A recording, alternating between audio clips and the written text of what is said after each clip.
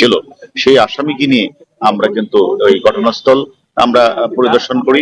পাশাপাশি তারা যে যে জায়গাগুলিতে তারা গিয়েছিল, তারা সমস্ত জায়গাগুলিতে আমরাও কিন্তু সেই জায়গাগুলিতে আমাদের উদ্দেশ্য ছিল যেন আমরা যেন মানে তার দেহ অংশবিশেষ, এই যে আমাদের মাননীয় সংসদ সদস্য, জনপ্রিয় সংসদ সদস্য, তাকে যে তারা হত্যা করেছে, তার লাশটার কোনো একটা পার্ট যেন পাওয়া যায়, সেই কারণেই কিন্তু আমরা এই ঝড় বৃষ্টির মাঝে বিভিন্ন জায়গাগুলিতে আমরা কিন্তু অভিযান পরিচালনা করেছি। কারণ মামলার তদন্তের জন্য, বিশেষ করে তদন্ত, আপনারা জানেন যে একটা মামলা নিষ্পত্তি করতে গেলে সেখানে কিন্তু সুরাত রিপোর্ট, মেডিকেল রিপোর্ট, বিচার রিপোর্টের প্রয়োজন হয় এবং আলামত দরকার হয়।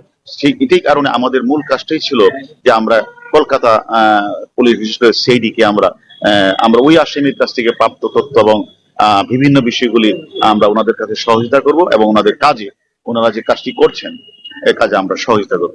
আমরা মনে করি এই সহযোগিতা আমরা আমরা করতে পেরেছি এবং আমরা যে উদ্দেশ্যে এসেছিলাম যে আমরা একদিকে আলামত উদ্ধারে সিআইডি পুলিশকে সহযোগিতা করা, অন্যদিকে যে আমাদের ডিজিটাল যে এভিডেন্স সেইগুলি আমরা একটু নিজ চোখকে দেখা, এবং কলকাতার পার্টি যে পুলিশ সদস্য আছে, মানে কলকাতার পার্টি যে অপরাধী আছে জাহিদ, জাহিদের সাথে আমরা আমাদের মূল ঘাতকের কথার সাথে মিলিয়ে নেওয়া, এইগুলি করে এবং মূল জাহিদ এবং মূল ঘাতকরা কোথায় কোথায় গিয়েছেন, কোন কোন সেগুলি থেকে আমরা একটু খোঁজখবর নেওয়া।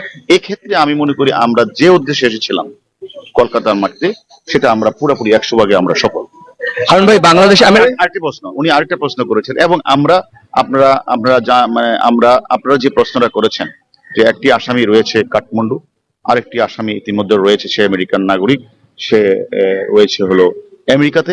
আমরা কিন্তু অলরেডি আমাদের কলকাতার অনেক পুলিশ সদস্যের সাথে আমাদের কথা হয়েছে, কলকাতার কমিশনার স্যারের সাথে কথা হয়েছে, আমরা আইবির যে চিফ তার সাথে কথা হয়েছে, সিআইডির প্রধানের সাথে আমাদের কথা হয়েছে, বিশেষ করে যেহেতু সিআইডি মামলা তদন্ত তাদের সাথে, এবং সিআইডি প্রধান যেহেতু তারা যেহেতু মামলাটা তদন্ত করছে, সিআইডির সাথে আমরা একাধিকবার কথা বলেছি।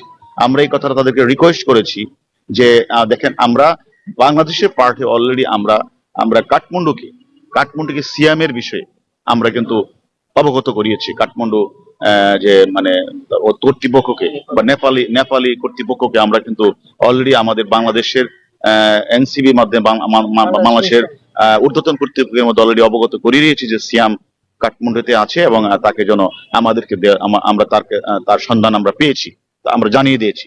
পাশাপাশি আমরা এই কথাটা কিন্তু, এই আলোচনাটা আমাদের মানে ইন্ডিয়ান পুলিশের সাথে, বিশেষ করে কলকাতা পুলিশের সাথে আমাদের কথা হয়েছে।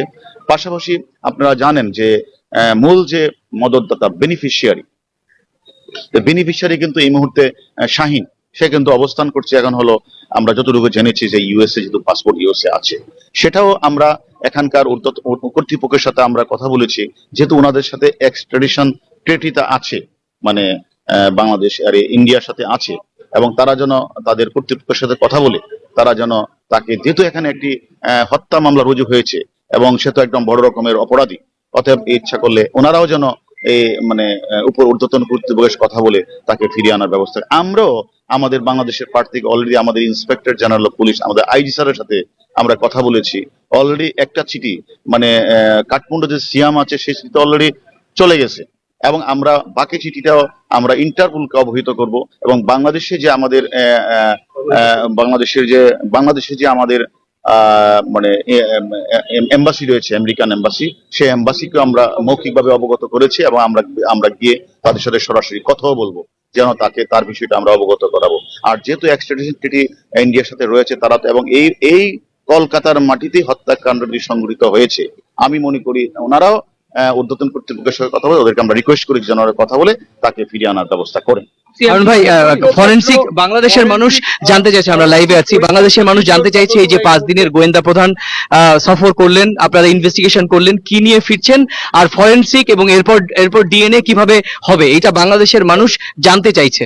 না, আসলে দেখেন, আমরা যে কথাটা আপনি বলেছেন যে এখানে মানে এই লাশটা মানে নির্ণয় করার জন্য ফরেনসিক ডিএনএ তো লাগবে, এটা তো আইনের ভাষায়, যে এখানে আমরা যেটা মনে করি যে আপনারা হয়তো বলতে পারেন যে আমরা কিভাবে সেটা অবগত হলাম যে সেখানে সেফটি ট্যাঙ্কি এবং সোয়ারেজের লাইনটা চেক করতে হবে। এটা তো আপনাদের প্রশ্নটা, যে আসলে এটা আপনারা বারবার প্রশ্ন করছিলেন এটা যে কিভাবে, কিন্তু আসলে সেটা হচ্ছে আমরা আসলে আপনারা জানেন যে এখানে যে মানে যে মাংস মানে ইয়ে যে পাওয়া গেল, না এখানে এখানে আমাদের এর বিষয়টা হচ্ছে যে আমরা যখন বাংলাদেশ থেকে আসি, আমাদের যে আরেকজন আসামি আমাদের কাছে আসে, তিনজনের মধ্যে আরেকজন আসামি কিন্তু সে একটু আমাদেরকে ওয়াটার থিওরির কথা বলেছিল। ওয়াটার থিওরিটা ছিল এরকম যে সে উপর থেকে পানির শব্দ পাচ্ছিল।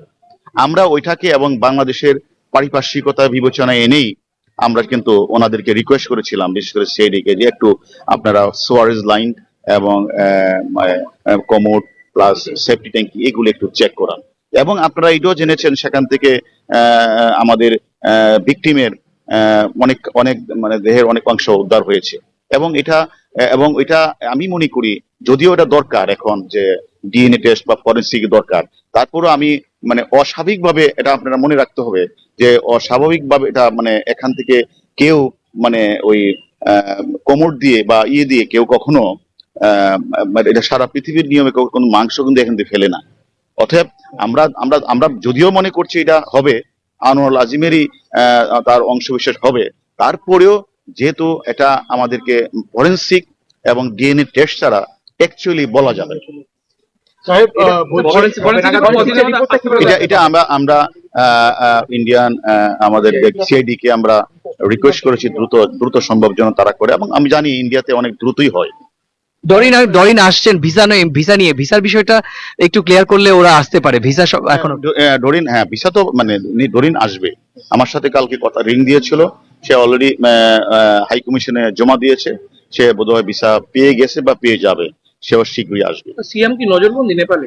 আমরা আমরা দেখেন আমরা আমরা অনেক আগে থেকেই আমরা আমাদের মানে মানে বাংলাদেশ আমাদের মানে আমাদের ঊর্ধ্বতন কর্তৃপক্ষের মাধ্যমে আমরা কিন্তু একটা চিঠি নেপালে পাঠিয়েছি, এবং নেপালের সমস্ত সংস্থাকে আমরা অবগত করেছি যে সিয়াম নেপালি আছেন, তাকে করার জন্য। এবং আমি মনে করি একটা ভালো খবর পাবে। আপনারা কি কোনো স্যাম্পল নিয়ে যাচ্ছেন না শুধু রিপোর্টের করতে? আমরা এখনো আমরা এগুলি আমরা এটা হচ্ছে আনুষ্ঠানিকভাবে চিঠি দিয়ে আমরা নিয়ে যাব। হারুন ভাই, আমরা লাইভে আছি। বাংলাদেশের মানুষকে আপনি এই মুহূর্তে আপনি তো ফিরছেন, কি নিয়ে ফিরছেন এটা একটু সবাই জানতে চাইছে, কোনো অধীর আগ্রহে, কারণ এরকম একজন জনপ্রতিনিধি তিনবারের মতো নির্বাচিত সাংসদ, তার এরকম ভাবে লোমহর্ষক হত্যাকাণ্ড হয়েছে, আপনি এসেছেন, আপনার প্রতি মানুষের ভরসা আছে, আপনি কি বলবেন? আসলে তো আমি তো প্রথমেই বলেছি আপনাকে যে আমরা যে তিনটা বিষয়কে প্রাধান্য দিয়ে আমরা আমাদের পুলিশের 3 সদস্য প্রতিনিধি আমরা কলকাতায় এসেছিলাম। আমাদের প্রথম কাজটাই ছিল, আপনারা জানেন, আমরা নেতাজি সুভাষচন্দ্র এয়ারপোর্টে নেমেই আপনারা আমাদের সাথে ছিলেন, আপনাদেরকে সাথে নিয়েই আমরা কিন্তু প্রথম চলে যাই ওই আমাদের প্রথম বিধাননগর পুলিশ মানে নিউটন পুলিশ স্টেশন, সেখান থেকে আইউকে নিয়ে আমরা কিন্তু সরাসরি চলে গেছিলাম পিও স্থলে। আমাদের মূল টার্গেট ছিল পিও, কারণ আপনারা জানেন যে আমাদের ওই যে মানে মূল যে ঘাতক, আমাদের মূল ঘাতক যে আমাদের হাতে রয়েছে, মূল ঘাতকের কাছে যে আমরা তথ্যপত্র পেয়েছিলাম, তার সাথে প্রথমেই কাজটাই ছিল আমাদের মিলিয়ে নেওয়া। এবং দ্বিতীয়ত আমরা ওখানের যে বাংলা মানে ইন্ডিয়াতে যে আসামি রয়েছে জিহাদের সাথেও আমাদের ওই মূল ঘাতকের কথাগুলি মিলিয়ে, এবং সেই ক্ষেত্রে কিন্তু আমরা 100% কিন্তু মিল পেয়েছি। পাশাপাশি আমাদের আরেকটা বিষয় ছিল যে সচক্ষে আমাদের ডিজিটাল এভিডেন্স গুলি দেখা, কোথায় গাড়িতে উঠলেন, কোথায় গাড়ি থেকে নামলেন, কি রঙের গাড়িগুলো আমরা সরাসরি দেখা। এবং এখানে যার বাসায় ছিলেন আমাদের মাননীয় সংসদ সদস্য গোপাল বাবুর সাথে আমাদের কথা হয়েছে। পাশাপাশি এটাও আমরা চেয়েছিলাম যে একটি মামলা নিষ্পত্তির জন্য আলামত একটা বড় ফ্যাক্ট, এবং সেখানে হয় পুরো আলামত অথবা দেহের অংশবিশেষ উদ্ধার করা একটা, আমি মনে করি 360 to 360 বলে সিআরপিসির একটা বিধান আছে যে মামলা নিষ্পত্তি করার ক্ষেত্রে এটা একটা গুরুত্বপূর্ণ পার্ট। কারণ আপনারা জানেন আইইউ তার মামলা যখন নিষ্পত্তি করে, তার সুরতহাল মেডিকেল রিপোর্ট এবং সেখানে বিচারগুলি এবং সেগুলি নিয়ে রিপোর্টের উল্লেখ করতে হয়। এটা আমি মনে করি আমরা এক্ষেত্রে আমাদের ওই যে ওয়াটার থিওরি আমরা ব্যবহার করে আমাদের মানে ইয়েকে সিআইডি পুলিশকে রিকোয়েস্ট করে আমরা সেখানে তাদের যে কোমর এবং তাদের যে সেফটি রিঙ্কি এগুলি আমরা চেক করতে বলেছিলাম, এবং চেক করে কিন্তু দেহের অনেক অংশবিশেষ তারা উদ্ধার করেছে। এক্ষেত্রে আমি মনে করি আমরা যে যে উদ্দেশ্য নিয়ে এসেছিলাম আমরা পুরোপুরি 100% সফলতা নিয়ে আমরা বাংলাদেশে ফিরছি। আপনাকে অনেক ধন্যবাদ। এবং এটাও বলে দেয় যে আমরা আমরা এবং আমরা আরো ভালো খবর আরো পাবেন। হারুন ভাই, আমার শেষ প্রশ্ন, হারুন ভাই আমার প্রশ্নটাই করা হয়নি।